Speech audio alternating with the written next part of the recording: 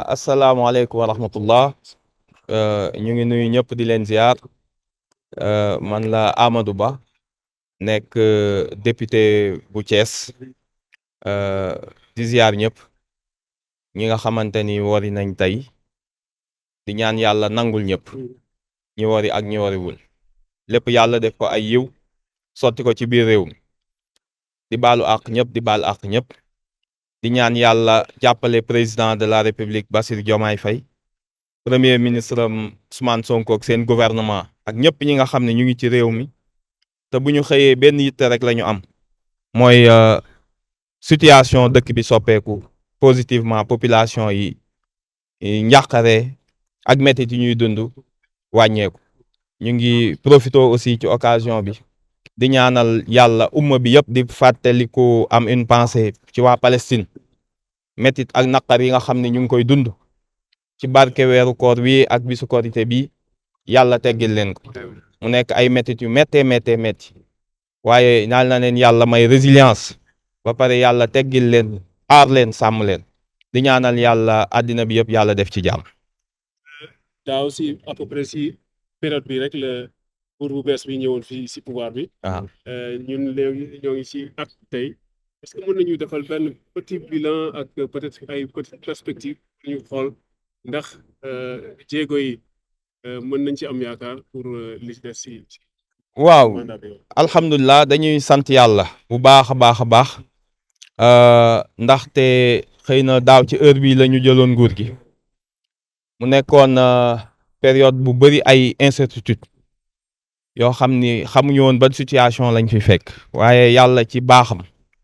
kàttanal na président Bassirou Diomaye ak premier ministre Ousmane Sonko gouvernement am ba ñu jàll première année bi malgré difficulté yi nga am yi nga xam ne gis nañ ko ak yi nga xam ni découvrir nañ ko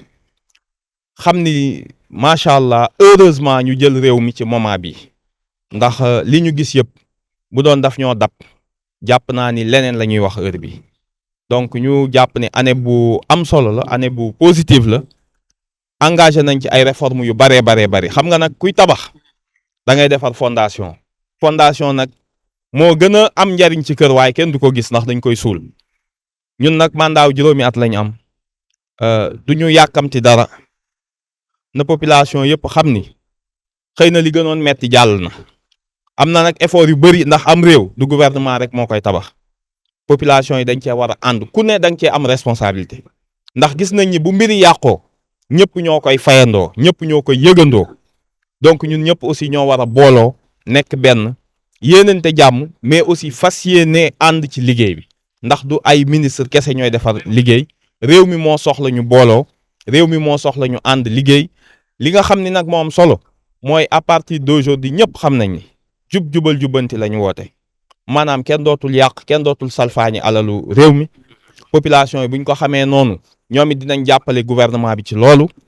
di wax ni rek metti na ñëpp xam nañ ko yàkkamti yi bari na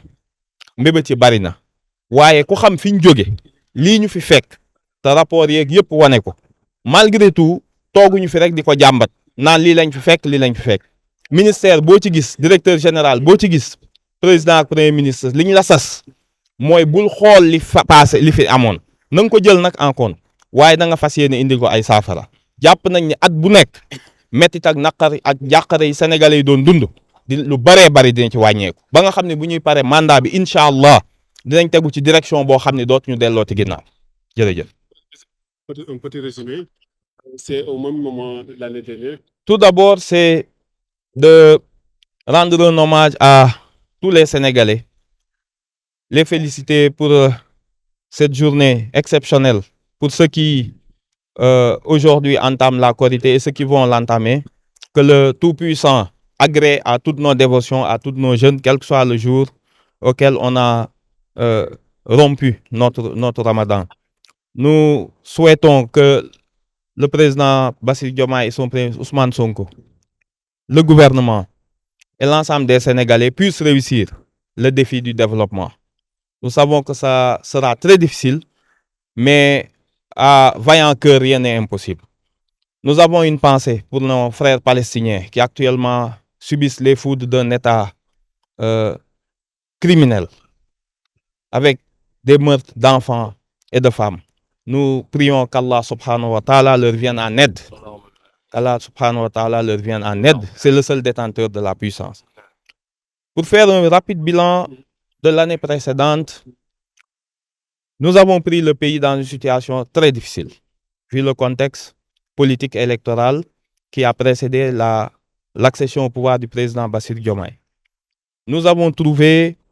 au fil des temps, au fil des mois, une situation budgétaire extrêmement difficile, avec, vous l'avez vu, une dette cachée de près de 5 000 milliards. Et encore, on n'a pas encore toutes les données, avec un déficit abyssal et très peu de marge budgétaire pour le nouveau gouvernement. Néanmoins, les actions énergiques ont été dès le départ engagées dans le sens d'une maîtrise des dépenses, dans le sens d'une meilleure, d'empêcher la corruption, d'y mettre un terme. Cela a permis au gouvernement de montrer, malgré ces difficultés, une résilience qui leur a permis de au moins essayer de soutenir les populations en maintenant les subventions, alors que c'était même demandé que nos partenaires techniques et financiers ont exigé quasiment leur suppression. On a pu baisser les prix. Cette année est profitable à plusieurs niveaux. On a jeté les bases. À partir de maintenant, d'une situation budgétaire réelle connue, on peut jeter les bases maintenant d'un véritable programme de développement. Et je pense que tout le gouvernement s'y attelle tous les jours. Maintenant, il reste aussi l'appui et la participation du peuple sénégalais, des citoyens. Là, le développement est une affaire de chacun. Le président a besoin de l'énergie de chaque Sénégalais parce que chaque Sénégalais est d'abord responsable de ce développement. Nous pensons qu'en convergeant tous nos efforts avant la fin de ce mandat, en tout cas chaque année, il y aura des pans essentiels qui seront réalisés et puis il n'y aura plus jamais de retour en arrière. Donc c'est ce message d'espérance et d'espoir qu'on veut transmettre, que oui, la première année était difficile, mais de toute façon, chaque année, les difficultés vont s'amoindrir, vont s'estomper jusqu'à la fin du mandat. Nous espérons tous, Inch'Allah, atteindre le plein développement. Merci beaucoup.